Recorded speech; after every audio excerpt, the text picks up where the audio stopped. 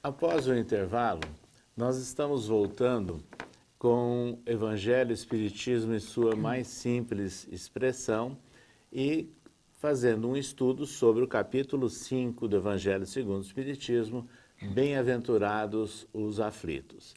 E é importante que o Flávio prossiga nos seus esclarecimentos sobre o significado de ventura, que é a grande palavra-chave, né, nesse capítulo. Então, para a gente entender essa ideia de ventura, nós vimos que Kardec disse que os ensinos morais de Jesus se fundam na mais rigorosa justiça.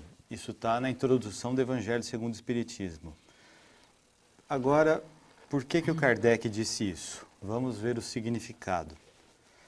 Segundo ele, e isso se baseando naquele livrinho, o Espiritismo na sua expressão mais simples, no item 39, ele vai dizer: é a dúvida quanto ao futuro que leva o homem a procurar neste mundo, satisfazendo as suas paixões, ainda que a custa seu próximo.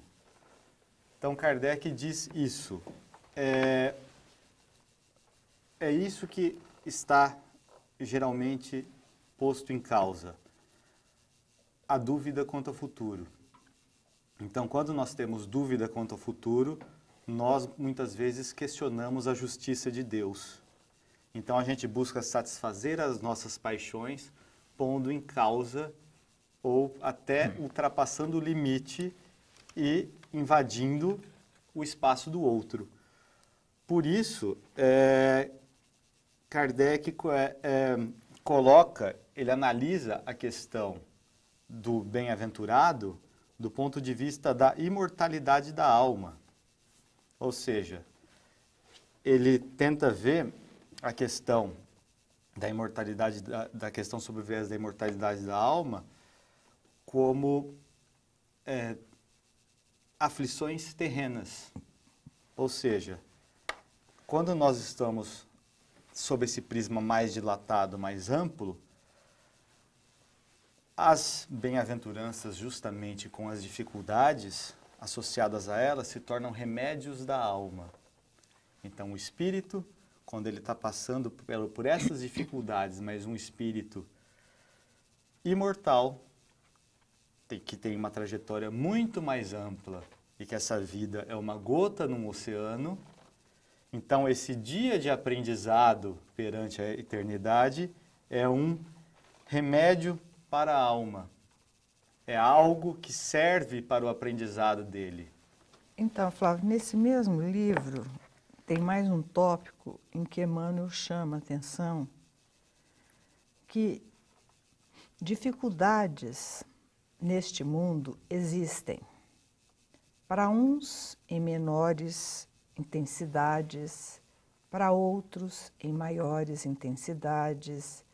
Algumas coisas são de sabores pequenos, mas ele nos alerta que qualquer que seja a intensidade, o tipo de sofrimento, de aflição, que a gente enxergue como uma lição e trabalho. É lição e trabalho simultâneos. A que Deus nos convida para que libertemos todos os valores do nosso espírito. Então vejam a importância. Quando a gente enxerga o sofrimento, a aflição, como um castigo que a divindade, que Deus nos impõe, fica muito difícil atravessar esses momentos. Mas quando a gente coloca na perspectiva que Emmanuel nos fala de trabalho e lição para que nós possamos libertar os valores do nosso espírito, aí o sofrimento e a aflição ganham um outro significado perante as nossas lutas terrenas. Então é dessa forma que os aflitos é uma forma que a gente pode trabalhar em nosso íntimo para vencer esses momentos difíceis. Inclusive, num outro momento, nós vamos apresentar exemplos históricos, né? Do grande pioneiro Eurípides Barçanufo, do Triângulo Mineiro, e suas dúvidas com relação às bem-aventuranças. E há também um outro caso histórico do grande escritor brasileiro Humberto de Campos, que ainda encarnado, ele tinha lá muitas dúvidas. Mas vamos prosseguir agora com os esclarecimentos do Flávio sobre a aventura. Então, quando Kardec fala dessa questão das aflições terrenas, que são como remédios da alma, nesse item 40 do Espiritismo na sua expressão mais simples, ele nos diz que esses remédios salvam a alma para o futuro, como dolorosa operação cirúrgica salva a vida de um doente que lhe restitui a alma, que lhe restitui a saúde. Isso dentro do ponto de vista da imortalidade da alma. Então a gente vê que a imortalidade da alma é uma chave para entender o conceito de bem-aventurado. Um outro conceito, um outro princípio é o da reencarnação. Ele é uma chave para entender a noção de bem-aventurado, porque a reencarnação confere dinâmica ao processo. Então, quando a gente pega a noção de bem-aventurado, a gente tem aquela ideia de ver como uma palavra única, bem-aventurado. Mas a gente, por uma questão de didatismo, a gente pode separar bem e aventurado. Então, quando a gente pega a noção de bem e a gente vai nos dicionários, é muito curioso a gente olhar que nos dicionários aparece assim, bem, o oposto de mal. É difícil dar uma definição de bem. Aí, quando a gente, analisando dentro do Espiritismo, qual é o que a gente conhece como o bem maior? Deus. Deus é o que a gente tem de bem maior, mas é difícil a gente conceber o que é Deus. É difícil a gente saber o que é Deus. O mais próximo que a gente conhece assim, de Deus seria Jesus. O mais próximo do exemplo. E o que Jesus veio trazer para nós? A lei de amor, que é a expressão máxima. E Jesus esclarece que a visão de Deus dele é uma, a nossa é outra. Mas ele também deixa claro que nós nunca vamos atingir a perfeição divina, porque nós seríamos então equivalentes a Deus. Sim. Nós vamos conquistar uma perfeição próxima à de Deus. Então, se a gente pegar a ideia de bem e, por analogia, dentro do máximo que a gente consegue entender, falar que bem seria lei de amor, então, bem, lei de amor, que é o máximo que a gente poderia entender, que é isso que está dentro das lições do Evangelho. Isso seria um ideal a ser atingido, a lei de amor. A gente assimilar os princípios da lei de amor. Esse é o bem.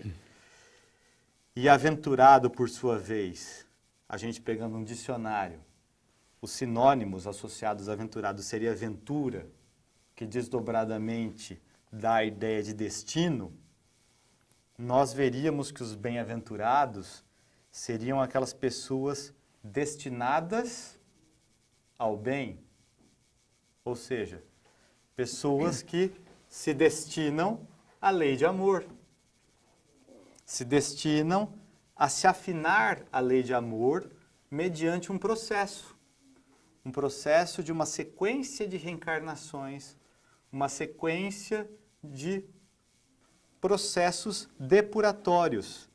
Então, a gente não pode interpretar bem-aventurado por meio de como se fosse algo presentista. Ah, felizes são os que choram, felizes são os que sofrem. Não. Destinados ao bem são os que estão passando por dificuldade porque eles estão se depurando, eles estão se afinizando à lei de amor para, dentro de um processo depurativo, chegarem ao bem, se afinarem à lei de amor, dentro daquele conceito de imortalidade da alma. Aí Humberto de Campos, quando a gente analisa a mensagem dele contida no livro Boa Nova, o Sermão do Monte, ele vai nos dizer que quando Jesus acabou de proferir a mensagem dele, lá no monte, ele dizia assim, que as palavras de Jesus pareciam dirigidas ao incomensurável futuro humano. Então falava da nossa trajetória futura, o incomensurável futuro humano dentro das sequências de reencarnação. Jesus falava para o nosso futuro, do gênero humano. Então não era para aquelas pessoas ali encarnadas, mas para o gênero humano do ponto de vista espiritual. Então, quando a gente fala em bem-aventurado, nós estamos falando de espíritos em circunstâncias favoráveis. Então, por meio do livre-arbítrio, nós optamos se nós queremos ou não entrar nesse processo regenerador. Aí, por meio da lei de causa e efeito, nós entramos nesse processo de regeneração. Assim, telespectador, você está verificando, sentindo a profundidade, né, do significado do Sermão da Montanha, do dizer de Jesus sobre as bem-aventuranças. E isso realmente vai demandar uma continuidade aqui de estudos, de comentários neste programa que nós elaboramos através da TV Mundo Maior e que você pode também acompanhar pelo Facebook e depois também pelas gravações disponibilizadas no YouTube. Convidamos a todos vocês para nos acompanharem em próximos programas.